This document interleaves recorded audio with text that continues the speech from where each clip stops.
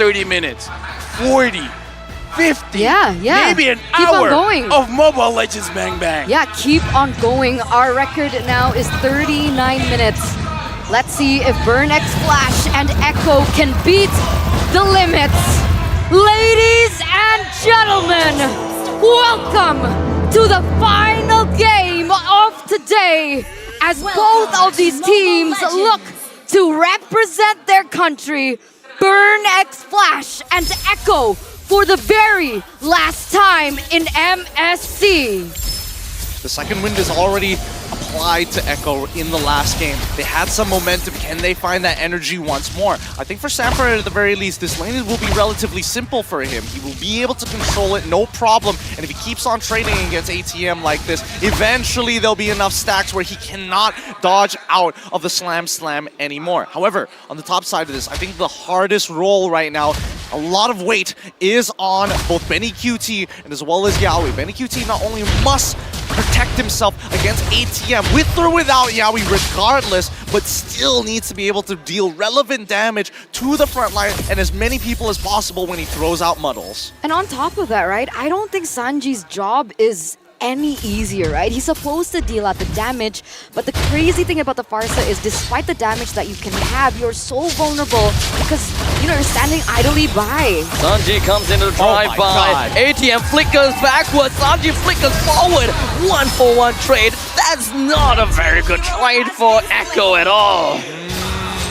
I beg to differ. Really? Because Sanji is almost guaranteed level 4 no matter what, as long as he shows up on the EXP side of the map. This is personally great for Sanford because now this volatile lane, or more importantly, this already losing matchup has now become impossible for ATM to really recover from if Sanford continues to play at the level he is right now. Oh. All right. With the trades happening right now, 2 minutes are on the clock. Both of these teams already centering their focus onto the next objective. A lot are already having their level 4 resources. Let's see how this pans out. ATM just hit level 4, and thus he will be going in with the bravest warriors, just jumping right in. Big stunts onto Kaltizi and Sanji. Unfortunately, untimely, because he would have been able to stop Kaltizi with their retribution. What did I say? Sanji still hits level 4, gets away with a kill, and is still totally fine here. Well, That's sorry, nice. not necessarily a kill, but at the very least, you know what I'm talking about, right? He hasn't really lost too much, and arguably, I would say that he has an EXP lead over his opponent onto CCAT. But even if Sanji is going to be able to get those levels, to get that farm, later on, I feel like it's going to be a little bit Run more him down. difficult to have an impact in those team fights. I'm going to continue later. Sanji is back down to the bottom lane, slams, and everything just gonna be thrown right at ATM. And of course, the split attaches himself onto the ATM. Sanji and Sanford back as a dynamic duo. Yeah, ATM's not having the bestest of times. 0-1 already here in the first 3 minutes. They are still trying to just uneven that lane matchup.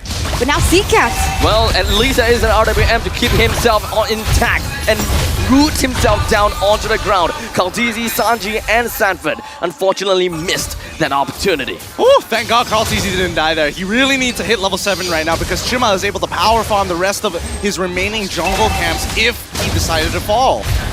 And now Yaoi doesn't really quite have a lot of help to work with. Benicudi immediately dashes forward and the counter protection is going to be working out for him. Yaoi connects down. He doesn't have a lot of help to work with. But unfortunately, Sanji's special aspect is a little bit too far. He wasn't able to quite connect.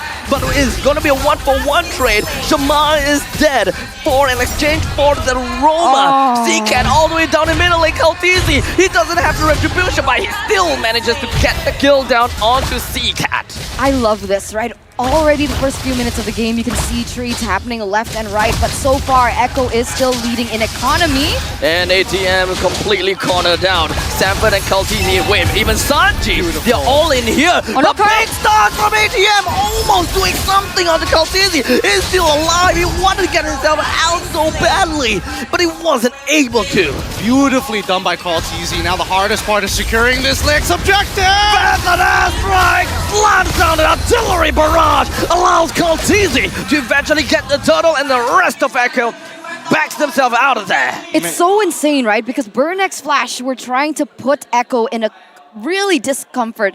And the fact that Carl Teasy was so low, I thought that perhaps they couldn't contest it. But even despite being thrown everything in the arsenal of Burnex Flash, he was still able to secure that retribution. And that is the Carl Teasy we know and love. Absolutely, right? This team, Echo, was known for having just a little bit of momentum and stretching a lead so far across the board that it felt impossible to come back from. And this is how Echo is going to be playing. They're on a comp that they're comfortable with, that they played hours and hours of scrims every single day to get to this level. Just raw instincts coming out of them. You can see how sharp they are. They smell that this is that last game. And if they finish this quick, they get to go home early. Right now, that lane matchup, right? Carry as well as a Benny QT. Both of them are at the same level. Whereas, who's supposed to win in this early game?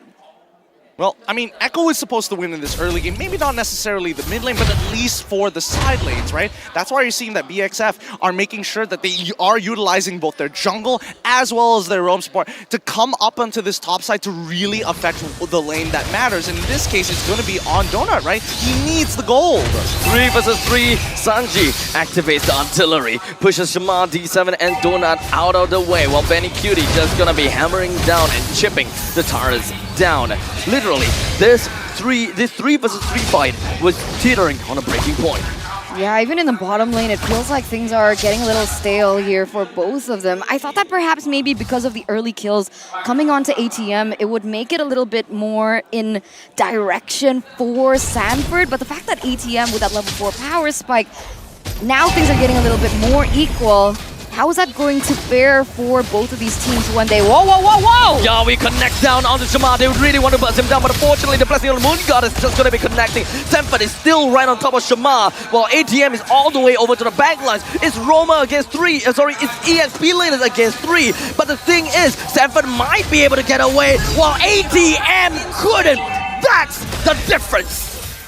Beautifully done. Beautifully done. Once again, you're seeing this is the lead, right? Even though ATM is like, yes, I'm trying to equalize. I should be more punished by Sanford. But the fact is that Sanford is walking away with 3 assists, not kills. And now Carl Teasy is able to walk into enemy jungle territory. D7 barely manages to get away. That's rough. And this is what I was really concerned about coming into the drafts, right? We don't see the same amount of impact from D7 like we did before because of how Echo are so great at trying to split the map. But here we go, Yowie! That's not good for ATM! It's gonna be taken down once again. The middle lane turret is just about a sliver of health. Echo takes this game by the force, and ATM died 5 times already. I mean, look at this. The momentum that's being built by both Sanji and as well as Sanford is now influencing the rest. Everybody else feels it, right? The momentum pushing them forward. A 4.2k Echo starting to look back in form. And unfortunately for Burnex Flash, they're the ones looking a little sloppy now. They're the ones who have recognized that, oh man, this is how Echo felt in game 1 and in game 2. The curious thing is I was actually quite concerned with the Farsa pick. I didn't believe it. I wasn't convinced because of how much dive Burnex Flash has in their arsenal to cancel out. What? Yeah, we didn't connect with the Tyrant's Revenge, but at least that was a Tyrant's Rage, as well as the fact that airstrike that ultimately ends Jamal. Now, this is what we want to see coming in from Echo, right? A 4-in-1 split. Make sure that Glue, who is already super strong and dominating his lane, to keep his influence on that top side of the map. While the rest of Echo, they all need to be together. The raw damage that they have is more than enough to take out any member from the side of Burnex Flash if they start walking up. And better yet, if D7 pops his ult early, they could get the Glue to rotate down and pull someone out of position again and again and again. I mean, look at this. ATM is just watching this happen in front of his eyes. And now the purple buff gets stolen away by the hands of Carl Teasy. Shama is slowly being starved out by Echo. And to make it even worse, the Lord is currently available. Carl Teasy doesn't have... Oh wait, he still has his retribution. But he's nowhere near the Lord right now. It doesn't look like Burnex Flash want to go for a commit onto this. They're looking for something else there in the top side. Yeah, no contest whatsoever. Burnex Flash, they're letting it go to Echo. Let's not forget, Same problem as last time. Their high ground defense coming off of Burn X Flash is very, very real. Even though ATM is 5-1 and 0, if he Bravest Fighters raging slashes an entire wave, he's most likely going to destroy that wave, absolutely showing with the extended range. They can siege for days. Sanji, a little bit of a misplay, not gonna lie, trying to greed out for that feathered airstrike because, again, I think he was very confident that ATM would not be able to close the distance because they saw him use his flicker way earlier in the fight. I completely agree with you. I feel like the timings in these team fights are very, very important, but you're right. I mean, that's a 2,000 gold deficit here for Donut. He needs to catch up. Where is he going to find the gold, though? They try to move together on that top side as 5, same position as Echo was in game number 4 for Burn X Flash. Again, this is a mountain of a lead. Burn X Flash was only able to achieve a 4.2k lead, 4.5k lead. This is an extra 3,000 on top of that. And now look at that, Winsome Nature from the side of Benny QT as well. He's in prime position and he gets the free hit from afar. That's a hello from the hands of Yaoi. Shamar literally face-checked in the bush and he sees Yaoi. He knows where Yaoi is. It's not necessarily going to be kind of like surprise hit come from the side of Echo anymore, but Burn X Flash, they know that they're gonna have to play it safe.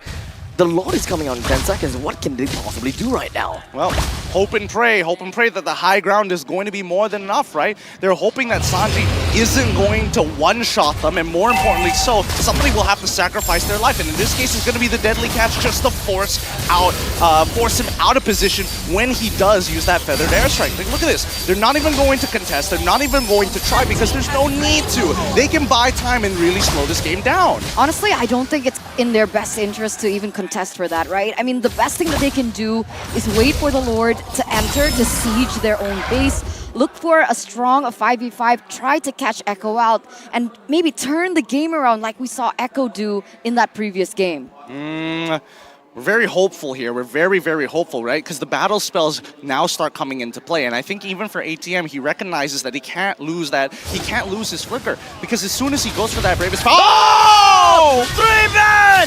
Yaoi is the beast! In the meantime, all the way to the back lines, Sanji is gonna be A-OK despite the fact that ATM just dove right onto him. They've guaranteed an inhibitor turret. C-Cat was their high ground defense. Donut all he can do is focus on that lore, but Jima can try his best, but Echo won't stop now! That was so close from the side of Yaoi, but the main thing that they're going to be looking out for is going to be the middle lane inhibitor turret. The top lane is going to be go down, and now the Lord even crashes down to the bottom lane. Look at Shamar is going to go straight down. The rest of Echo moving right in, pushing the inside, pushing Donut, but how about the core? Echo! They end the game with a bang! And that is how we get our 3rd place. Man, flames extinguished by the force of the Orcas. Once out.